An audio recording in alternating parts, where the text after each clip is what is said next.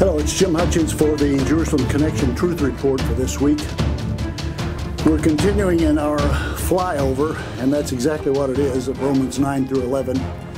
We're not camping long in any of the passages, but we come to a critical passage now at this time, and that's Romans chapter 11.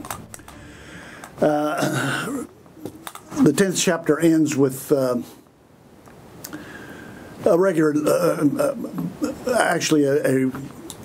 negative note. All day long, but concerning Israel, God says, all day long I have held out my hands to a disobedient and obstinate people. And Romans chapter 11 begins this way, picks right up on that understanding, that context. I ask then, says the Apostle Paul, did God reject his people? By no means. That's a double negative in the original. I am an Israelite myself, a descendant of Abraham from the tribe of Benjamin. God did not reject his people whom he foreknew. And the Palestinians haven't taken their place. And the Palestinians haven't earned a right to the land. That's the implication of this. He's not rejected his people whom he foreknew.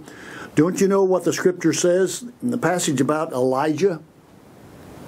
How he appealed to God against Israel? Lord, Elijah said, they've killed your prophets and torn down your altars. I'm the only one left, and they're trying to kill me. And what was God's answer to him? I have reserved for myself 7,000 who have not bowed the knee to Baal. So too, at this present time, there is a remnant, not all of the Jews, but a remnant of the Jews, chosen by grace. And if by grace, then it is no longer by works. If it were, grace would no longer be grace. There is a remnant today. I don't know what that is. I've heard figures of in excess of 20,000 believers in Israel. I would guess that's probably conservative. And it's certainly conservative with regard to Jews worldwide. There are many Jewish believers. There will be a remnant. That's exactly what God says. And it's a remnant by grace. All the Jews are not going to be saved. All Gentiles, obviously, are not going to be saved. There's a remnant of both. A remnant of both that will make up the Israel of God. We've talked about that before. We'll come back to that again. I don't want to read Isaiah's remnant. He says in Isaiah chapter 10, in that day, Yahweh says, the remnant of Israel, the survivors of the house of Jacob, will no longer rely on him who struck them down. Israel has had a problem forever in trusting in kings that turn against them. Israel is experiencing that today, without question.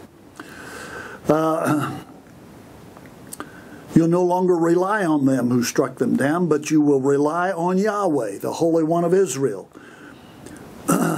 A remnant will return, a remnant of Jacob will return to the mighty God, and though your people, O Israel, be like the sand by the sea, only a remnant will return. Now, do we know the size of that? As I say, no, there's no way to know that exactly.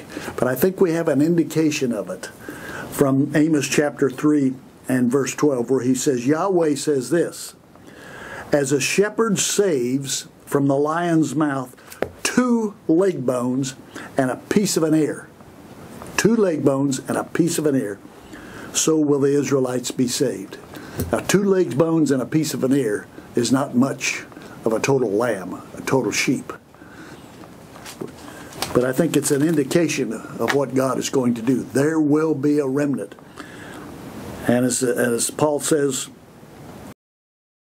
so too, verse 5, so too at the present time there is a remnant chosen by grace, and if by grace, then it is no longer by works. We are saved by grace through faith, and that, even the faith, is not of yourselves. It's a gift of God, not of works, lest any man should boast.